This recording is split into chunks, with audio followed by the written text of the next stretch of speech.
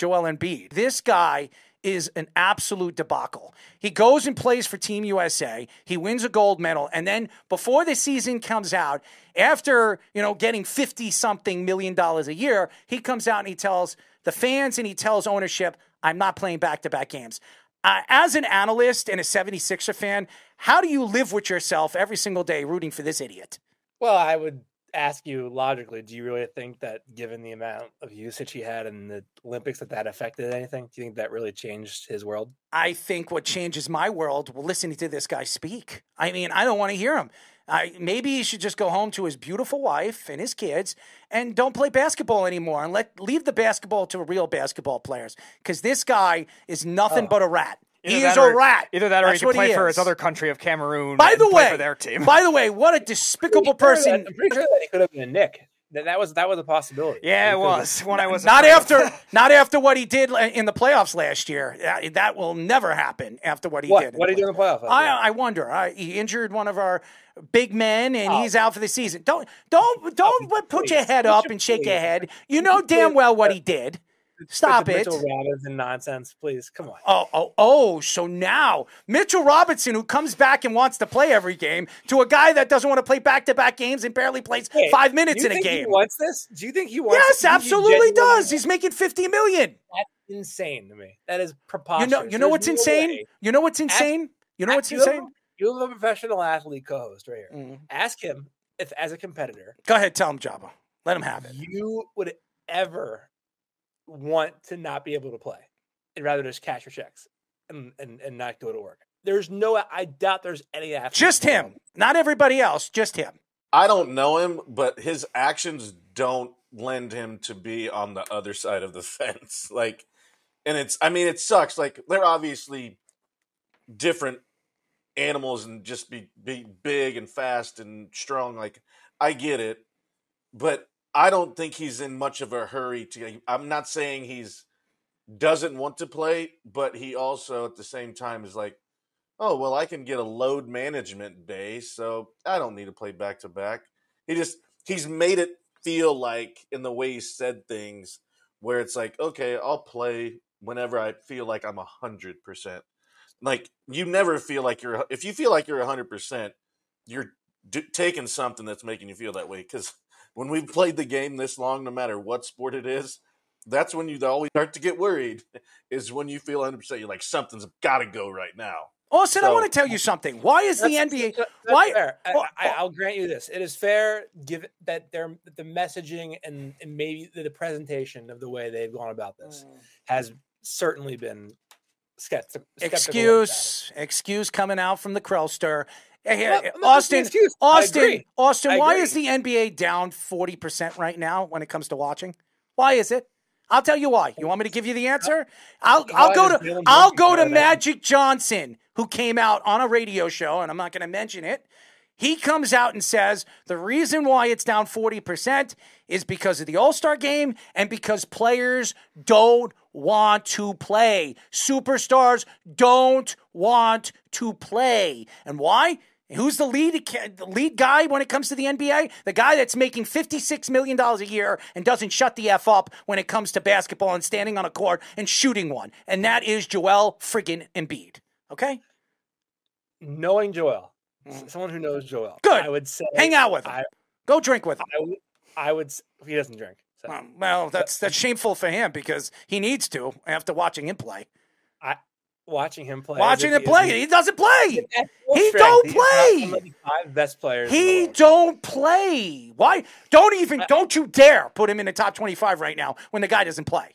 Don't you dare. I kind of just remove him. He's a crybaby. He cried 3 years ago. I never win the MVP. He cries and he gets his MVP. He's the only big man. He is the only big man in NBA history that, by the way, won an MVP and never took his team to an Eastern or Western Conference Finals. Tell me that. Why is that? Because it's a regular season award, and you're not discredited or credited for your postseason accolades. Like that doesn't make any sense. It doesn't make any sense. It doesn't make any sense. As long as they change the award. The award is quite literally the regular season MVP. He didn't deserve it. He didn't even win it. He shouldn't have even won it that year. He cried. He bitched and moaned at the All-Star game. Remember the All-Star game when he was talking to the press and everything? Do you know why? Do you know why? Yeah, why is that? Let's hear it. Let's hear it, Krell. The previous year, when Jokic finished as the 5 seed in the West and won it, and Joel was very clearly carrying a team that had a player holding out, he should have won it that year. So if you ask me, one injustice undoes another injustice, and it's equal. Well, I am asking you, by the way, because we are speaking. We are doing an interview here. And I love you, Austin. You know I do. And I love to bust your balls. I do it a lot. And every time you come on this show, I enjoy it. Yeah, well, you know, I am just a very indifferent person, as you know, on this show. But I sit here every single day. And I think, by the way, you did sign somebody in the offseason. I think his last name is George. I'm sorry. I think it's Paul George. And you paid him $216 million. And we're Eskimo brothers. Where is he? Where is he? Oh, that's right. He's out for the season. I wonder why. I'll tell you what, your 76er organization is an absolute debacle. They are an absolute debacle. They're a terrible run organization. I don't care who's the GM. I don't care who the head coach. By the way, Nurse, where are you? Oh, yeah, you leave Toronto and you lose because you don't have Kawhi Leonard giving you a championship. I don't want to hear it anymore. I don't want to hear it. He stinks. He stinks. So does Doc Rivers. I don't have much to counter with that. I would say I've pondered many times this year if Nurse rode Kawhi's tail to a title. Yeah, he did. I think it's fair. I mean, it's fair. I mean, nobody can ride Joel Embiid to a title because he doesn't know how to win. What are they going to win this year? Don't you dare! Don't you dare bring up the New York Knicks, please. Are you really serious? Let's go. Go ahead, give it to me. Give it to me. Let's hear it. Let's hear it. Go ahead. Give me your best take here. Give me your best. I'm trying to. You're not letting me go. I don't want to because I think you're out of your mind. Okay. Go ahead. Well, go ahead. Well, as you sort of plant the seeds for this postseason run, the Knicks are going to inevitably go on. And Brunson will be back. I can't believe all the Knicks fans are going crazy as if the season's over. Brunson's out. Like, that's a pretty good excuse for the way they play lately. He's their best player. He's out. No shit, they stink. Second best player. Sorry. Go ahead. Behind who? Karl Anthony Towns. Go ahead. That's ridiculous. Oh, really? It's ridiculous? Why is it ridiculous? Job, have you ever thrown a fastball at his head? If you want to. I mean, I could duck and weave and maybe curl up in a ball. No, they have a challenge. Everyone's going to try to steal a base off of him. Yeah, well, why are you bringing that up? That has nothing to do with the conversation right now. We're talking about something completely different, and you bring up stealing a base with Jabba. This is a different story here. So let me get to the bottom of this. Okay, I can't wait for this. Why do you think Karl Anthony Towns is better than Jalen Brunson? What's your rationale for that? My rationale? Don't tell me his stats. I don't want to hear about his stats. No, I'm not going to talk about his stats. Okay. What do you want? Where do you want me to go with this? I could go anywhere you want. I'm curious to see where your brain goes. All right. He's a great three-point shooter. How many big men can shoot the three-pointer? Okay. He's a pretty good rebounder. He's in amongst the league's top 5, top 6 rebounders in the league. He's not the best defensive player, but either is Jalen Brunson. How many big men can shoot like him? How many big men can play the offensive game that he has in the perimeter? Not many. I mean, there's nothing as far as offensively gifted. Is he someone who creates shots for the Knicks offense? He's not a point guard. What does that have anything to do with it? Stop this. Stop this. Because Joel Embiid is a shot creator. Krell, you know what? I got to write for the Knicks. At his best, he's a shot creator.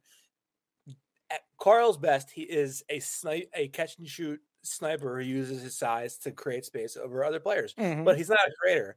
Brunson creates that offense by himself, basically. You're on drugs. You're on drugs. Oh, look at where the Timberwolves have been up and down. Look at the Timberwolves and look how up and down the Timberwolves have been all season long. And why? They have an elite shot creator. What? Have you ever heard of Anthony Edwards? Yeah, I know who Anthony Edwards is. I also know who Karl Anthony Towns. I also heard Anthony Edwards say in the beginning of the season it was a big mistake trading Karl Anthony Towns. Do you remember that? Austin Krell? Do you remember that? Do you remember that? Yeah. Yeah, okay. So why would he say that if you're talking about Karl Anthony Towns saying, oh, he is not an important factor to what the Knicks are, because he is. You see the difference in their game. Now, obviously, you need a point guard to run an offense in the NBA game, but I'm telling you right now, Karl Anthony Towns is more important than Jalen Brunson is. That's not the same thing as being better. I think he's better. I think he's better, dude. I think he's better. I think you're on meth. You might be on meth. I'm meth? If I was on meth, I wouldn't be here. I'd be talking like... Well, this is how you're talking, honestly. Get out of here.